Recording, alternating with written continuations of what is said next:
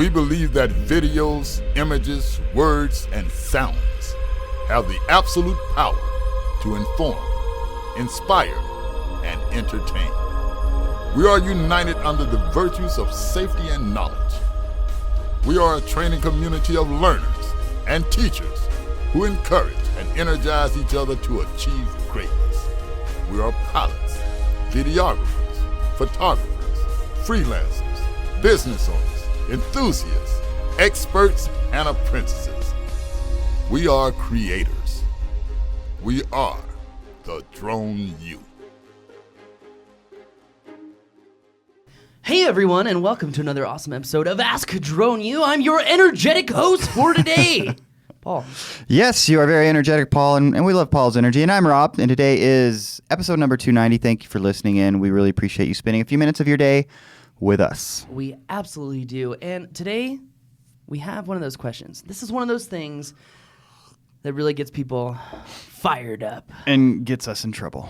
Fired up. No, I'm serious. People get on Facebook. And I saw this even just yesterday. It happened to me. There was a guy who went into the Iris Plus owners group and said, hey, I need to register my drone. Should I do that? And 3 people were like, oh, yeah, you should do that. Do that. And I was like, all right, guys. In order for us to make educated decisions, we must understand both sides of the argument. That's the only fair. way that you can really make a decision, whether it comes to politics, whether it comes to anything. You've got to know both sides of the issue, you know? Always. Does ginger actually help solve the problem of cancer, or does it not? Well, let's look at both sides of the argument. So I presented. It's a really interesting example. Anyway, thank you. I presented. I've been interested in what helps you combat cancer. Cool. So anyway, that being said, So you're just saying we gotta know both sides of the subject when it comes even to something like drone law. Correct. And whether or not you should register your drone. Correct. Clearly. So I was telling the guy, well, understand that in 2012, Congress said the FAA may not promulgate any rules against model aircraft. And they did just that with registration. But there's a bigger issue at hand with registration, in that they passed this law without a public comment period, which is a big no-no. And for me, before we even go into the fact that, it's illegal because Congress said don't do it, I mean, it's clear executive overreach, and the fact that people are just bending over backwards and accepting it, taking it, it bothers me because, everything should be questioned. What is the effect on this? Is this the right way to do this? We have a system of law set up for checks and balances to ensure that these things do not happen. Yep. And when they do happen and people are too big of wusses to say anything about it, that's when I have an issue. And so I told the guy, I laid it out, hey, they're being sued for this. It's illegal. You don't actually have to register. They're using fear to try to get people to register. And then another guy said, well, here in our Maui club in Hawaii, if someone comes with a drone who's not registered, we tell him to turn around and he's got his tail between his legs. And I said, well, dude, this is about fun. This is not about what's right or what's wrong. And he's like, oh, no, I meant to say that when naysayers come in, we send them packing with their tail between their legs by showing them our FAA card. Why not educate those people? Why not calm those fears and say, you may be fearful that we're spying on you. Here's our screen. You can see just how big a person is. Like, we don't really care, about privacy issues. You have an opportunity to turn someone who has a negative perception on drones into a positive perception, but instead you just show a card because you're lazy.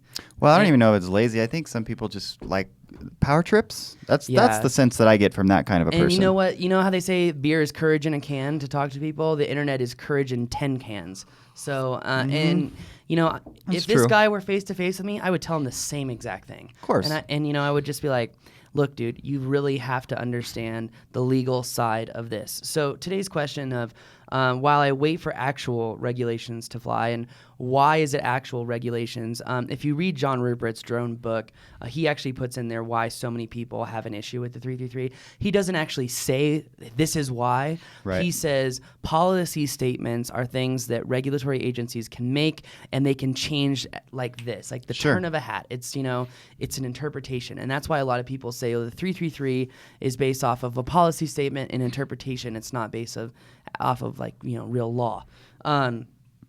That is the argument, and it's something that we talk about in our book.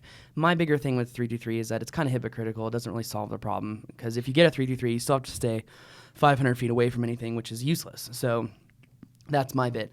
But going back to the Facebook conversation with this dude, I finally laid out, we've got to give people both sides of the story. Sure. And we have got to peacefully protest this. And he was like, well, I was peacefully protesting with my wife, and that didn't work out. And I was like, probably like a lot of other things in your life, dude. Anyway, so I'm just saying. That's an interesting thing to bring into the mix there. Yeah, I thought that was interesting too. Can we talk about drones here? But I said, well, you got to peacefully protest, the government when they make missteps, because if not, then the missteps just amplify. They add up, yeah. Yeah. And I said, well, I'm peacefully protesting. He's like, well, what are you doing about it? And I was like, well, 80,000 people download our podcast, and I'm trying to clear the air through that. Educate. Educate. Absolutely. That's right. And he was like, well, when you actually do something, come back to me. And I'm like, you know what? Really? Honestly, there's no time to be wasted on that conversation, Paul. That's true. And I know it's really, really easy to get drawn into that because, well, I'm a passionate person. You're a passionate person, and you see somebody that you're gonna go after, and I totally understand that. And it's because you care about the industry. You know what? It's time for a fly off. Fair enough. I don't think he would want any part of that. But anyways, I think he would lose. Certainly, there's a point at which you just got to withdraw and say, Yeah. all right, dude, It's true. do your thing. And the reason I'm saying this on the podcast is because I feel so much that we have got to educate people, because in the world of the internet, in today's day and age, there's so much subjective information out there. And, just like Napoleon Hill, one thing that people will give out more easily than anything else is opinions, and they're the least valuable thing possible. I'm not trying to give people my opinion. I'm trying to give people the facts. So... yeah, absolutely. I mean, it's one of those situations where if, in fact, we believed, you believed, whatever, that it is law and it's legitimate, we would not be telling people to not do something. Correct. We would be saying, this is the law. Mm-hmm. You need to follow it. Yeah. So that's where we're at. Can I speak positively about the FAA Please. for a second? No. What have you done? Where'd Paul go? Okay, so I have been working with the Mexican authorities on getting a... It's not the FAA, Paul.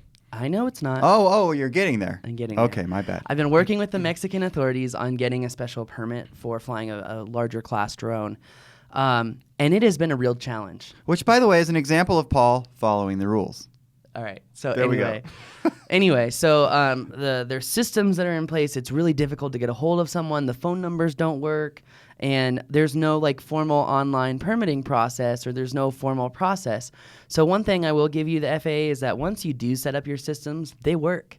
They really do work, and you guys are how do I say this, hardline about making them work, and I understand why. I get it. The whole registration thing, why it's so hard to register the paper form, because you have to get it perfectly right. Well, you know what? The system works. And that's something that we've got to be grateful for. And I'm just trying to stay positive. Tell the FAA, look, guys, let's just move forward together as a collective. Let's stop dividing. Let's stop dividing and conquering. Let's remember what this is all about. Let's move forward, and let's make this a great place to fly. Fun and safety? Is that what it's all about? Safety and fun. Which is another argument that guy was like, well, you got to fly responsibly. It's like, yeah, but filling out an online form does not mean you're going to fly responsibly. Yeah, nobody's debating that. And again, you just got to withdraw from that conversation. Yeah. So let's get into today's question. Again, if you have a question, go to askdroneu.com. And today's question is brought to you by... Are you a drone pilot? Are you operating under a Section 333 exemption? Then you may be familiar with Item 27, which requires you to get a property release for every flight over property. Legal Flyer is an app for iPhone and iPad that helps you create professional property releases in less time than it takes to do a pre-flight check. You can add your pilot info, you can sign in, hand it to the property owner for their signature. But wait a second.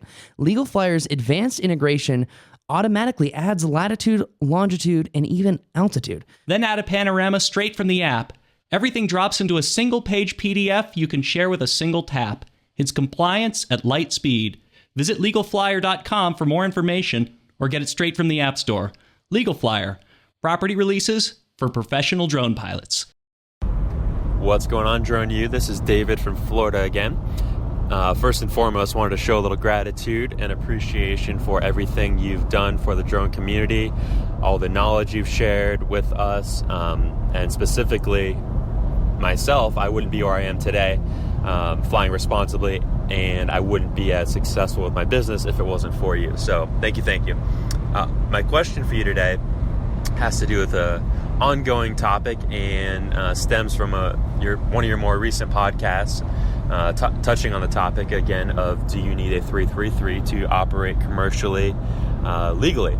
So it seems like your stance has shifted a little towards, maybe you should get one, but you don't need one. It's not illegal to operate commercially without one, as long as you're flying responsibly and staying within the FAA suggested guidelines. My question to you is, what do I say to people that question my operations? I always give them some rambling jargon and drop as much knowledge as I can on them, explaining to them that it's not legal and it's not illegal. It's a little bit of a gray area. We're waiting for actual regulation that's specific to flying drones, and that doesn't necessarily require a pilot's license and isn't a rushed regulation that frankly just wasn't thought out and isn't quite fair.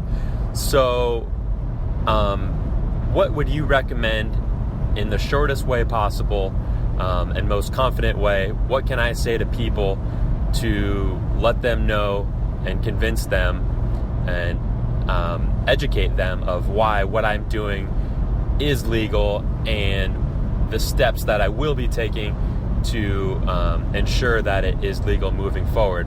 I am fully insured, liability and accidental, so I use that as well as, part of what I say. So any advice, any suggestions, just a short and easy, what's the actual true legality of it, and what do we have to look forward to, and what regulations might be coming in the near future that I can touch on. So thanks again, and I look forward to... First things first, awesome compliment. Love that. We've helped his business. We've helped him. That makes me feel empowered. But before we say what we think, why don't we hear what the president has to think? Americans have been very interested to hear about this drone that landed in the White House, in your backyard, where you and your family lives. Are you confident that you understand how you would prevent the next one from being armed? Well, this is a broader problem. I'll leave the Secret Service to talk about this particular event. But I've actually asked the FAA and a number of agencies to examine how are we managing this new technology, because the drone that landed in the White House you buy in Radio Shack. You know that there are companies like Amazon that are talking about using small drones to deliver packages. There are incredibly useful functions that these drones can play in terms of farmers who are managing crops, and conservationists who want to take stock of wildlife.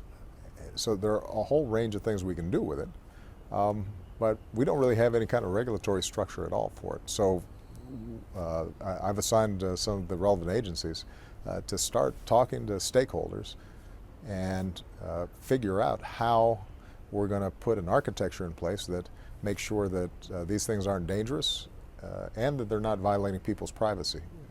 And in some ways, Fareed, this is similar to what's happened in cyberspace.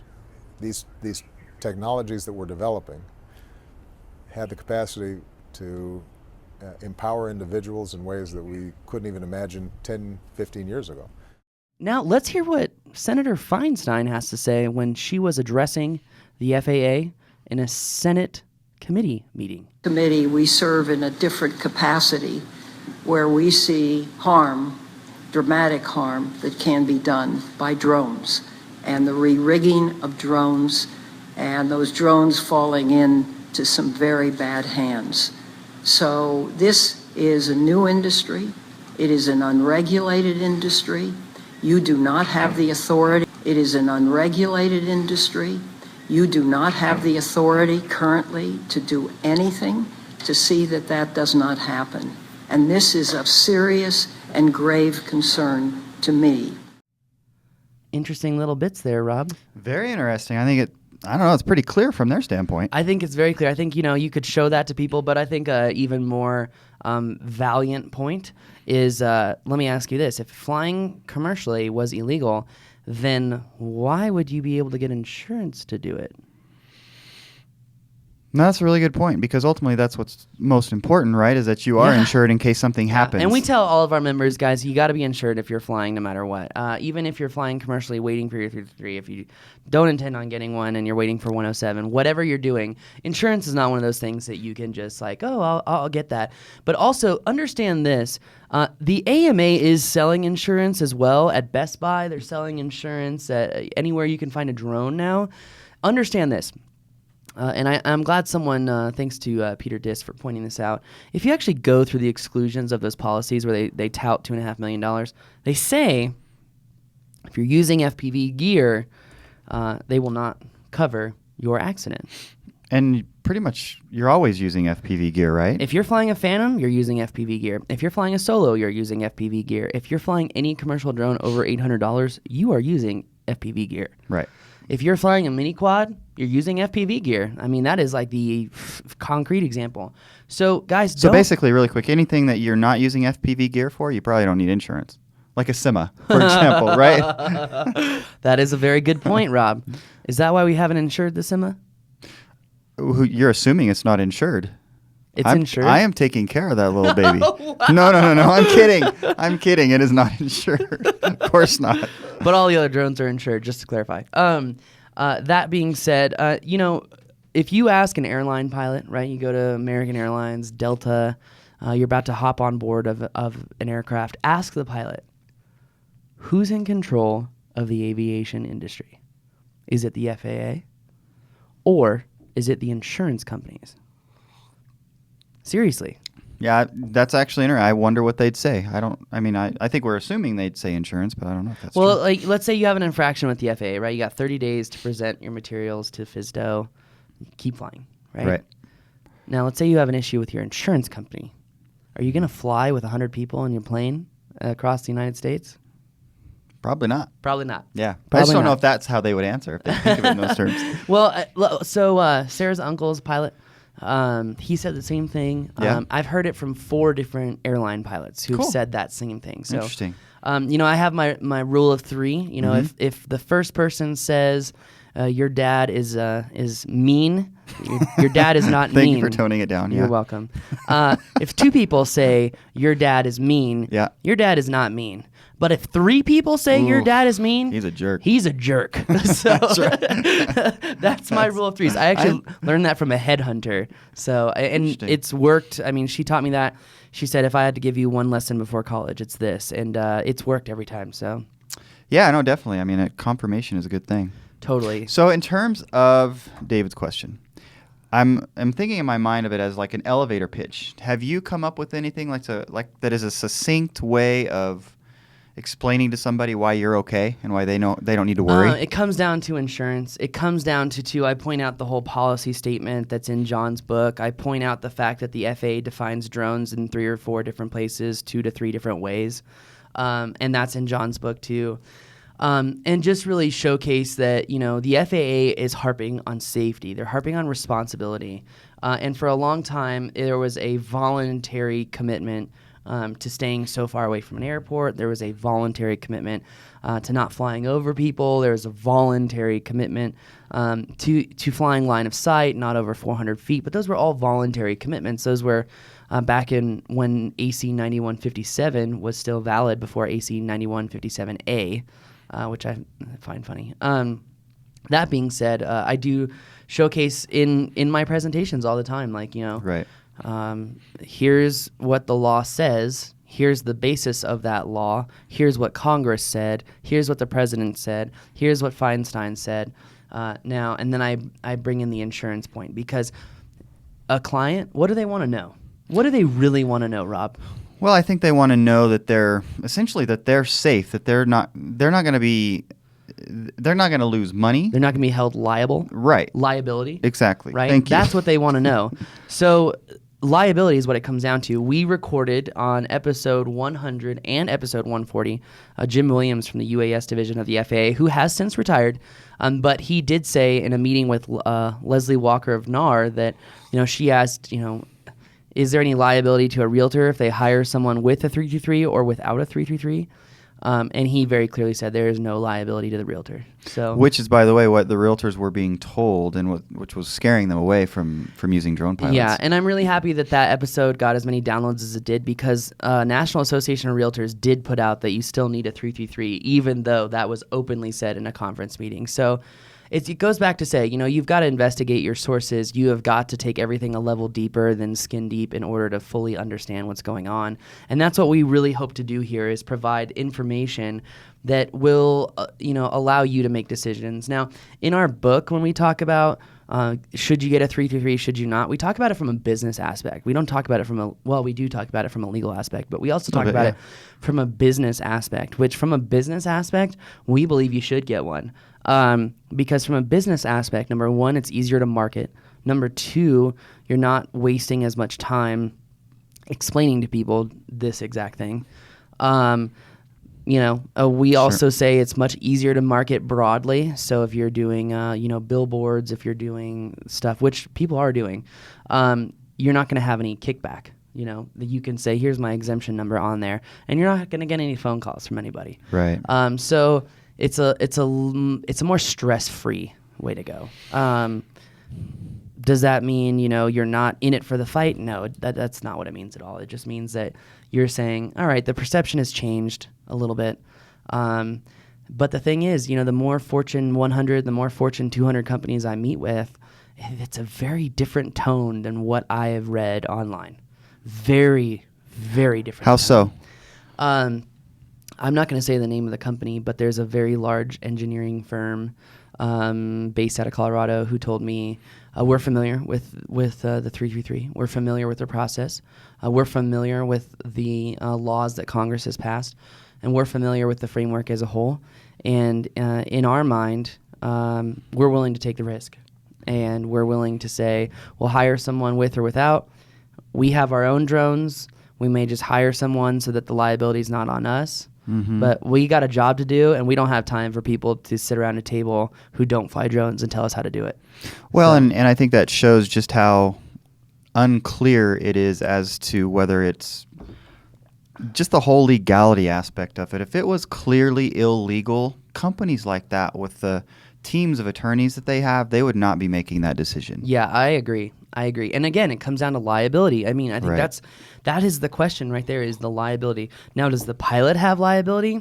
They have a lot more liability if they have a pilot's license. I'll tell you that. That's interesting. So, very interesting. By the way, I've got some news on that. Looks like we may be working and partnering with a new pilot license school.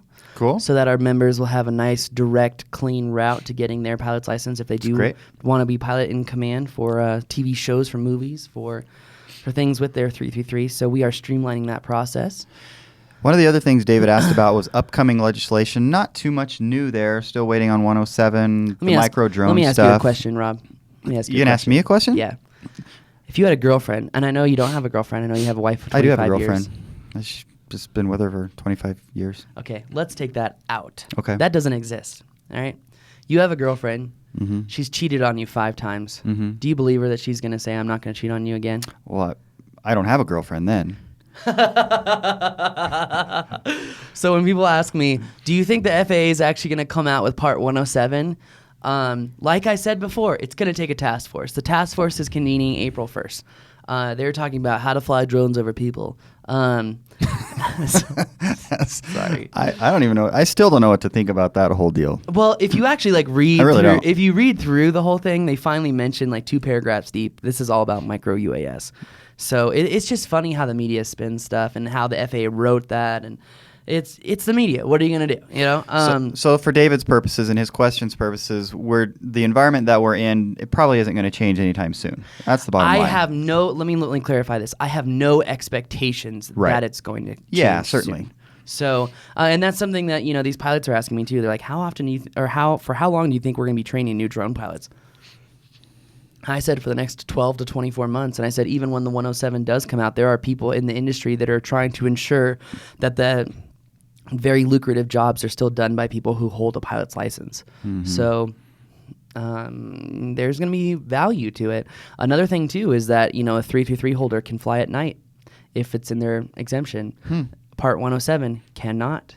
There are benefits to having the 333 once the 107 comes out, and there will be very real laws that the FAA can enforce, and that the things will happen. But another thing I want to mention too, a lot of people have been struck into this fear, right? This fear that if you don't register your drone, if you fly without a 333 exemption number, that someone is coming after you. Mm-hmm. And that may be the case. We actually, thanks to my law enforcement friends, ding. We actually were given the documentation that the FAA sent out to all police stations across the country on what to do. And one police officer in a different state told me, Paul, when someone robs a bank, does local police investigate it? And I was like, well, local police is on the news there. He's like, only to lock down the scene. Who investigates that? And I'm like, the FBI? And he's like, exactly, because it is a federal offense. He's like, I do not enforce federal offenses. I enforce state statutes, city ordinances when I choose to, and, and depending on how egregious the crime. And county laws. He's like, I do not have the authority to enforce federal rules. And he's like, so with this form that says, oh, you see someone flying drones, make sure they have a registration number. If they don't, file a report, blah, blah, blah. He's like, you know how many reports I write every day? You think I want to write more of them? Well, yeah. So, I mean, just paint that scenario. So Mr. Police Officer walks up to Mr. Drone Pilot and says, let me see your IN number or your registration. And the guy says, don't have one. Then what? Yeah, so take him to jail? That's not happening. What I was told is that they write a report. So they write a report. They're not going to write a ticket. Like, well, that box isn't on my little ticket pad. From what I've been told, 90% of police officers are not going to take the time to do it.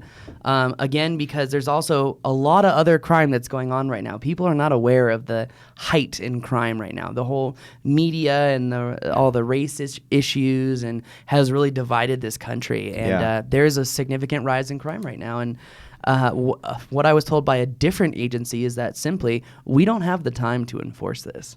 Yeah. So now this officer very blatantly told me I can't say that in public, but you have a podcast. You talk to people every day. People listen to you every day. And I want you to tell the people that this is the reality of the situation. So will I get in trouble for that? Maybe. Do I care? No, because I really want I just want both sides of the story out there, because manipulating people into doing things based out of fear has been wrong for years, and it's been wrong. It's caused wars. It's caused very ludicrous, heinous crimes. And guys, we want safety too, but we just need a solid framework to get there. So, yeah, absolutely. Anyway, cool. Does that really sum it up? Did I talk too much? No. I mean, are you sure? Certainly, no. You didn't talk any more than normal. So, and I don't mean that in a bad way at all. So hopefully we answer David's questions. I know, because he was really looking for kind of a succinct what do I say, and it's not quite that simple, I'm guessing. I mean, you kind of gave him some bullet points that he needs to look into and come up with his own 60-second elevator pitch, essentially. Mm-hmm. Is that a good assessment? So what I would do is I would take this video and I would mark it where you can see the president and the senator say what they have to say. And then I would also go into podcast 100 or 140 and get that little soundbite of Mr. Jim Williams.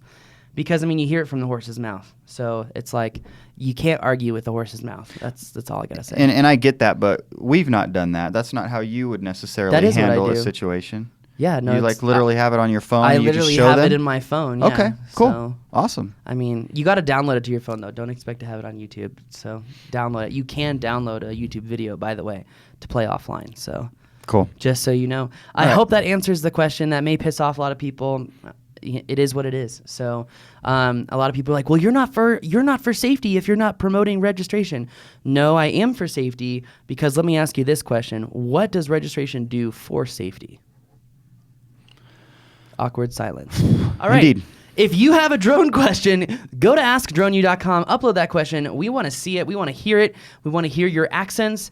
Got some cool stuff coming up. Got a question, another 333 question. Big surprise.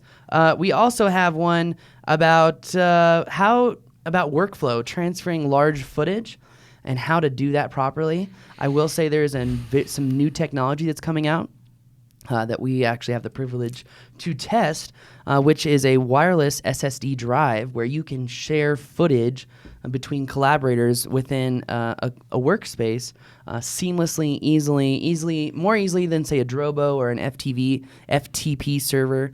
A lot of people use Dropbox. A lot of people use those things, but you've got to be careful with Dropbox because I made this mistake one time. I sent someone a link to a folder, and it gave that person access to like 100 other folders that they should not have had access to. Oops. So there are things you got to be careful for. We're going to talk about workflow. Again, we're here to help you. We're here for safety. We are here for responsibility. We're here because we love flight. We hope you love flight too. And we hope that through you, we can progress this industry or through this podcast.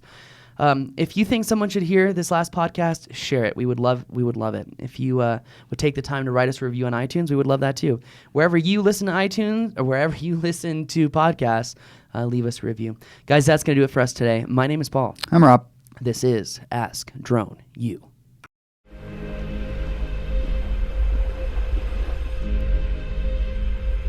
We believe that videos, images, words, and sounds have the absolute power to inform, inspire, and entertain.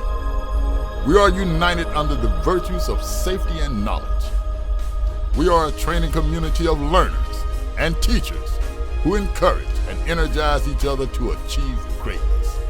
We are pilots, videographers, photographers, freelancers, business owners, enthusiasts, experts, and apprentices. We are creators. We are the Drone U.